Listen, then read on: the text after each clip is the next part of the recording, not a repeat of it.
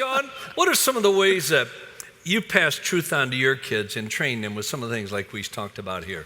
It's a great question. For me, the model I try to follow is number one, what you and Mom did, but also I see scripturally in Deuteronomy chapter 6, verses 4 through 9 is a passage called the Shema. And the reason this passage is so important, I think, for our family and for thinking about the next generation is that this was written by Moses towards the end of his life, right to the nation of Israel as they're moving into the promised land, about how they're to maintain their faith for generation after generation. And it starts off and he says, "Hear, O Israel, the Lord our God is one." So when he's thinking about the next generation, the first thing he says is, make sure, Israel, you know that we have our allegiance to God above all else. So for those of you who are parents, grandparents, adults in the church, the first question to kind of ask is who or what is Lord of my life? Because if we want our kids to follow the Lord, and yet there's something else in our life when it's all said and done is really Lord, then they're going to follow what we do, not what we say. In fact, I shared this at a church not too long ago in Dallas, and the lady said to me, she goes, "My goodness, I raised my kids in the faith, but it was the first day of the season. So my father stayed home, or her husband stayed home just to make sure the house was set for the first Cowboys game." She said, "I never realized what that communicates to my kids, that instead of going to church as a family, we get ready for the football game." So the first question is, who or what is really Lord of your life? And then Moses says, love the Lord God with your heart, your soul, and with your mind and with your strength. In other words, love God with everything. So if you want your kids and your grandkids and those in this church to follow after your faith, ask yourself, what do you really love?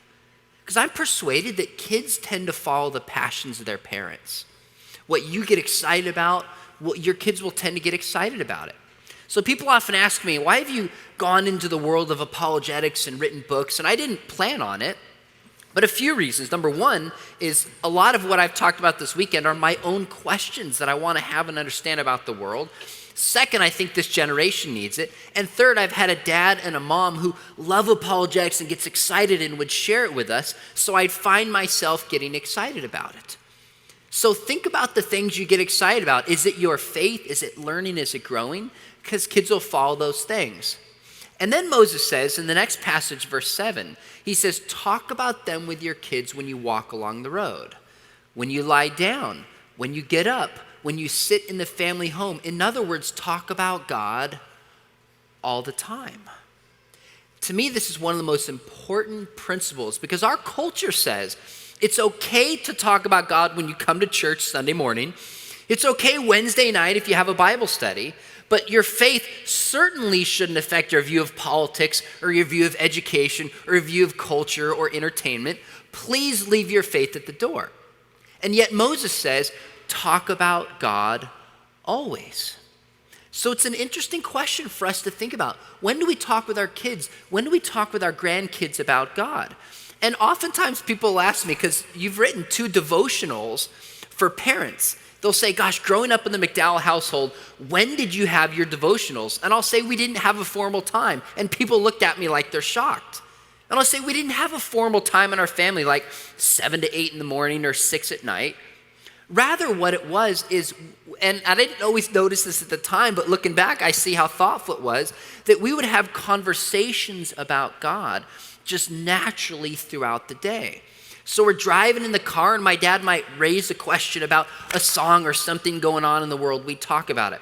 We'd be sitting before a movie started. He would share something. We'd go out for a meal and sometimes we'd share something. And I think the biblical model is to just make God a natural part of the rhythm of life in your home. And when we do that, kids learn that there's not this spiritual time over here, but God applies a part of everything that we do, a natural part of it. So the last part of that, which really gets specifically to your question, he says, talk about them when you lie down. And what I think is powerful about this is one of the things you and Mom did well is created a culture in our family where questions were okay.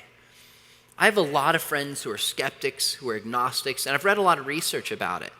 an article in Atlantic Monthly about 6 months ago said that most religious or non-religious people that are skeptics formerly had a religious background. They went to church.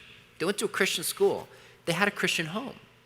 And one thing they'll say is they didn't feel the freedom to ask questions. They didn't feel the freedom to express doubts.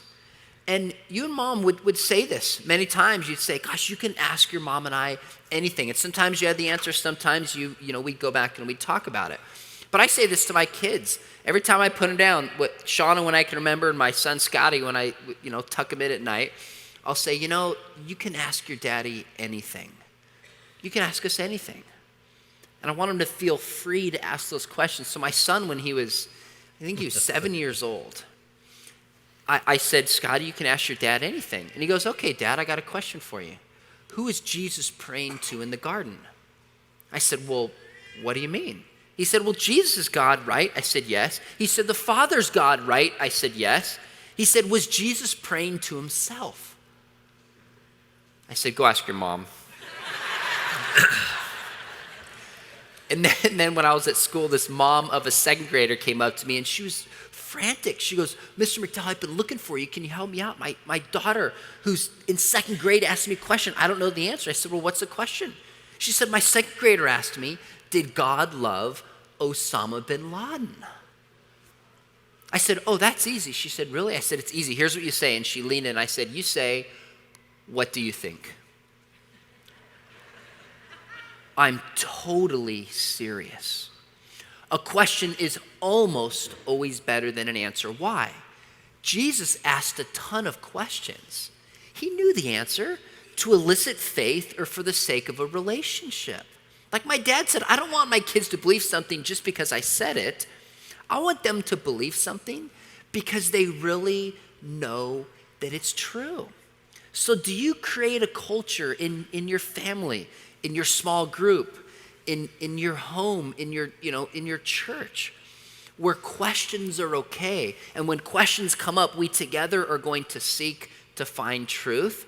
Because oftentimes with young people, it's not doubts that are corrosive to faith, it's unexpressed doubts that can be corrosive to faith.